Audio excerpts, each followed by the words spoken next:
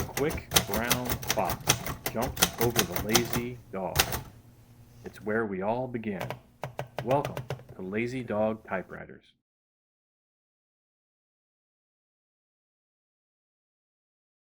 "1941 was a decisive year in history.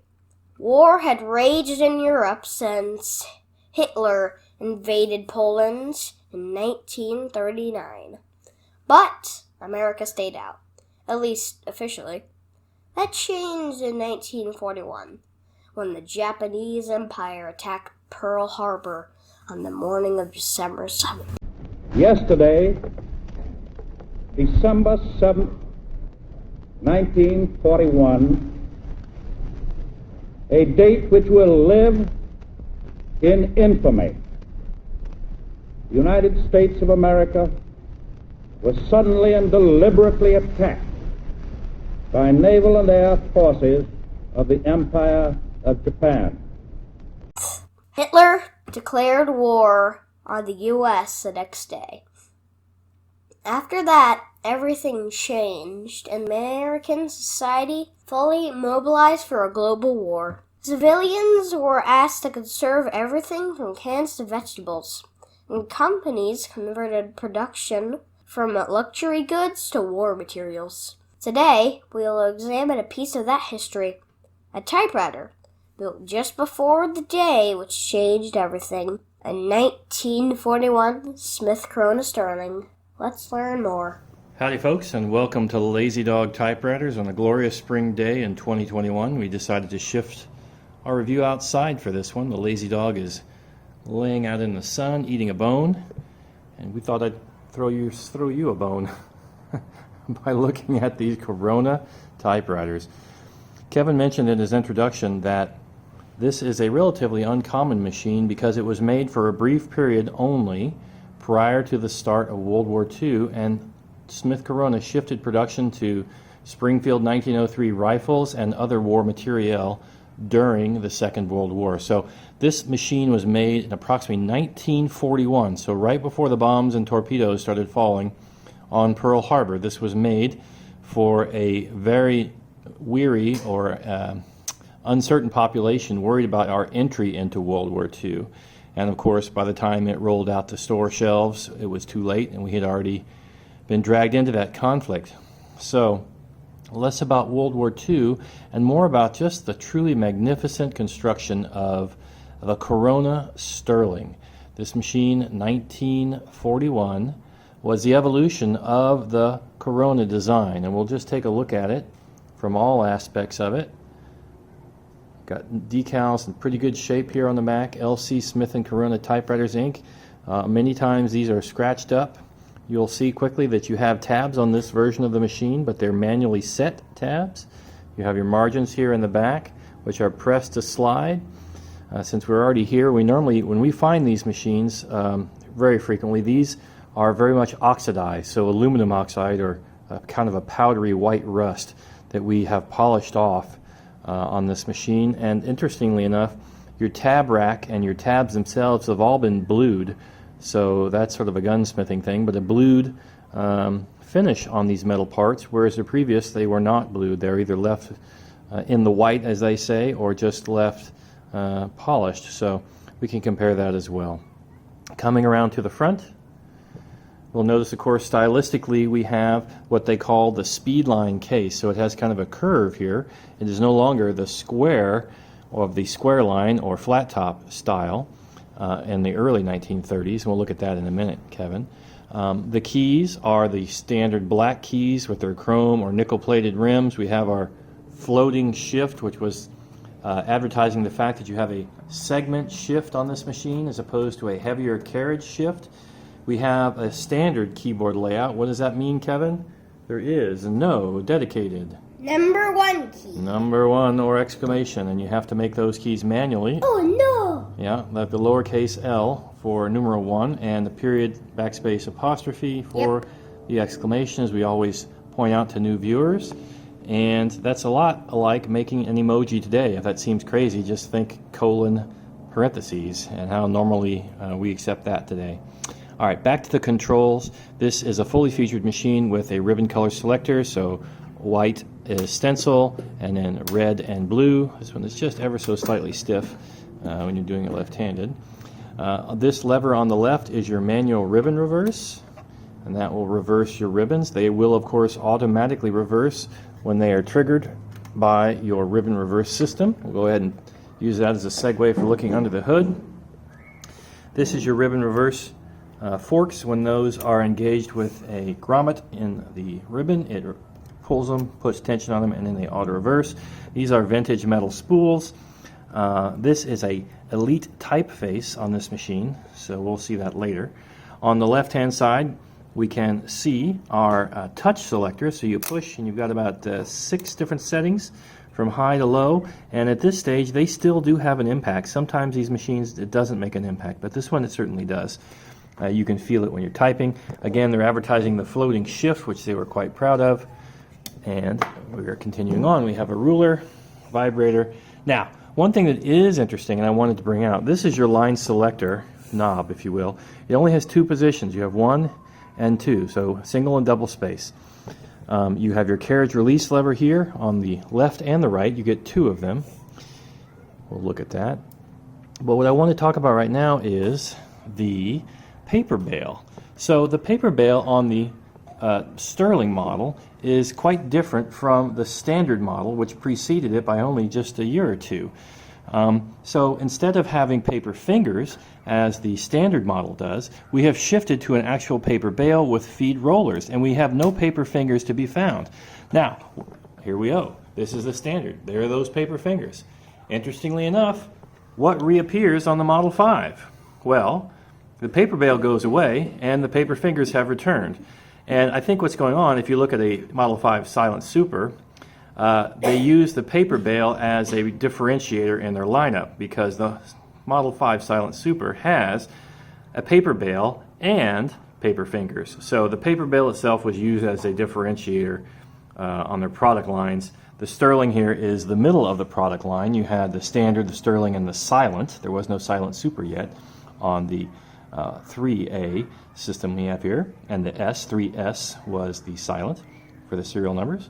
But I just find that really interesting. Now, what's also interesting to me is we've got a really neat little chrome or nickel plated ball here. That's how you grab hold of this and you move it. But how does it work?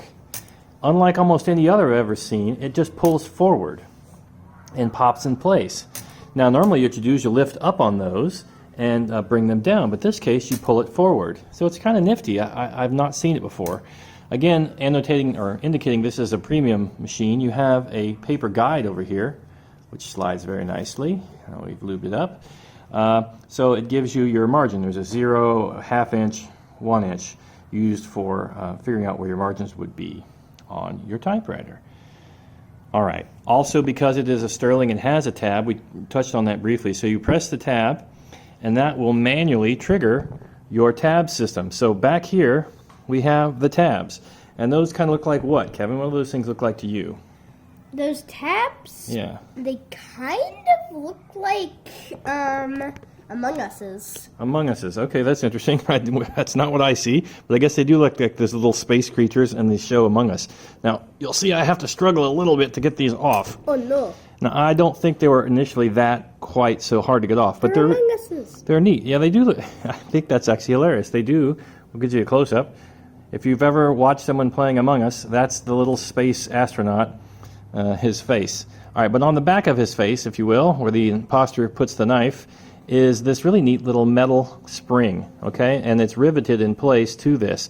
I think that the later versions of the Sterling or the Silent in the 5 series had this same clip, but it no longer had this little spring. I think that was a cost reduction feature, so your little tabs don't have this spring-loaded mechanism which keeps them in place. Now, I also suspect that after 80 years of service holding this tab slot in position, that this spring is no longer very springy. I can move it with my finger a little bit, but I think it's supposed to be in a little bit more and applying spring tension to hold it in place. Bad news, good news. The good news is, one, we still have them, which is great because these often get lost, and it still does its job. It's just a little bit hard to get in and maybe impossible on camera. There we go. All right, so that's in, and I put it in backwards, so that maybe explains why. So take it off. Okay, the Among Us guy faces the other way. All right, so you put him in like this. You have numbers on your tab rack, which correspond to your ruler when you're trying to set your tab. So I'm going to set this aside and move on from there.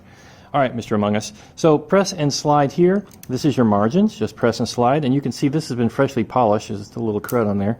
But these come to us corroded, so it's really gratifying to be able to polish these off and remove all that aluminum oxide. Anyway, press and slide, and you can set your margins wherever you want them. On the early models, such as this, and also on the 5, we don't have a page gauge. So that was a later innovation that came along. And we also have, we do still have the pull to release, and that releases your ratcheting. So now you can freewheel your platen to find a specific line if you're filling out a form. So just push it in and it pops closed. On the 5 model, that has been replaced with a button. You just pull out and put it back in. So it had evolved. Push the button. Push the button. We had a science game that often told us to do that. So in any case, these are Bakelite knobs, not plastic. And these guys here are plastic, I believe. So that's another change. All right, so just kind of doing another flyby again. Here we have the 1C. Then we have the 1936. Then we have a 1939. I love this machine because it has a dealer tag, and this is a standard machine, and it's from Standard Typewriter in Pittsburgh, which I just think is so awesome. And then we have our 1941, and then we have our 1949, notable because it was the only year we have a metal Smith Corona tag. All right, let's set up our paper for a typing test and give a look at that. All right, so we'll use our paper guide to get a full setup. Notice this is interesting. Again, it pulls forward. I just love that.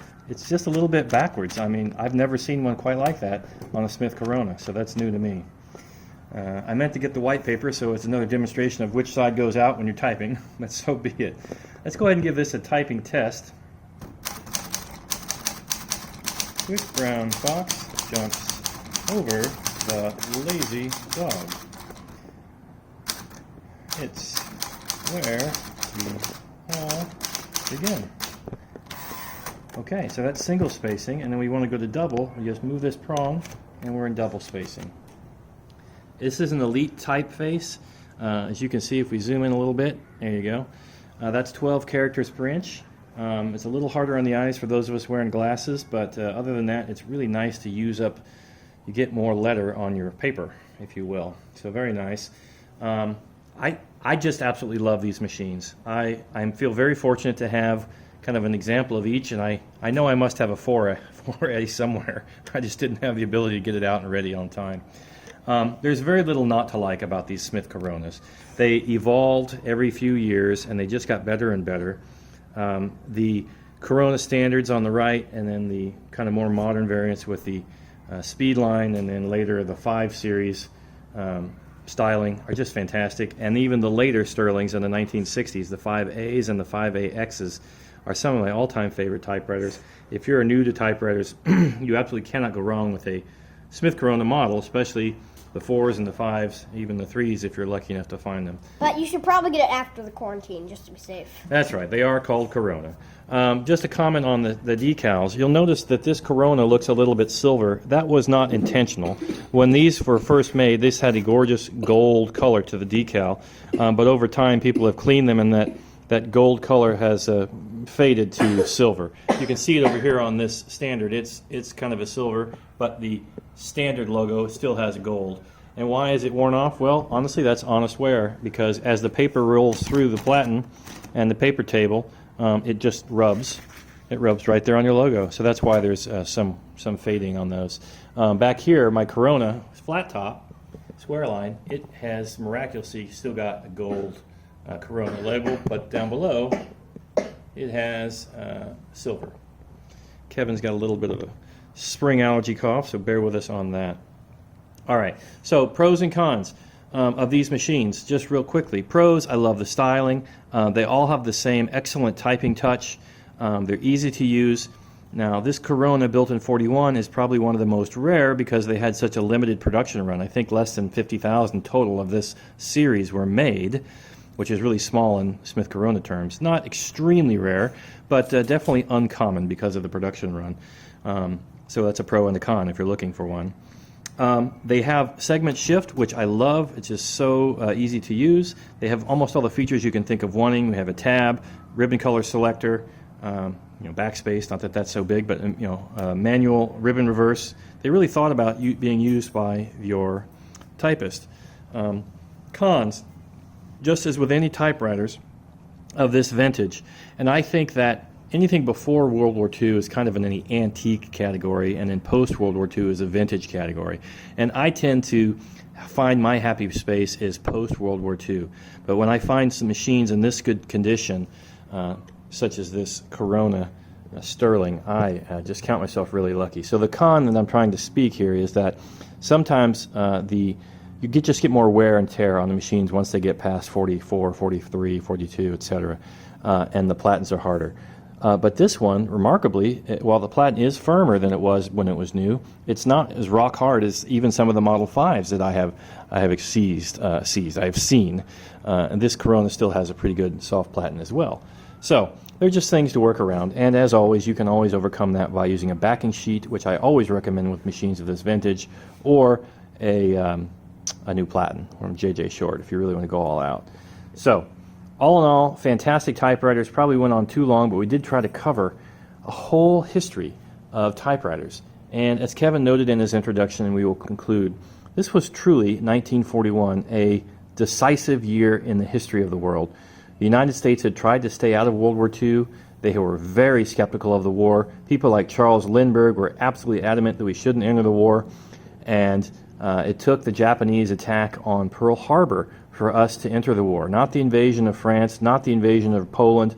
The Americans still sat out the war until Pearl Harbor, and inexplicably, Hitler declared war on the United States the very next day, December 8th, December 9th, I think it might have been, in Germany, which brought us into a two-front global war, and that changed all of our society.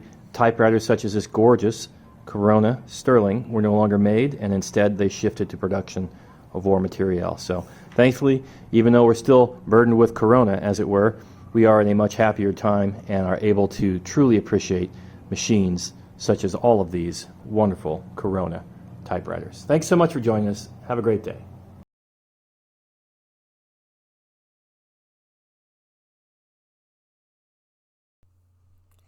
Please like, subscribe, and share.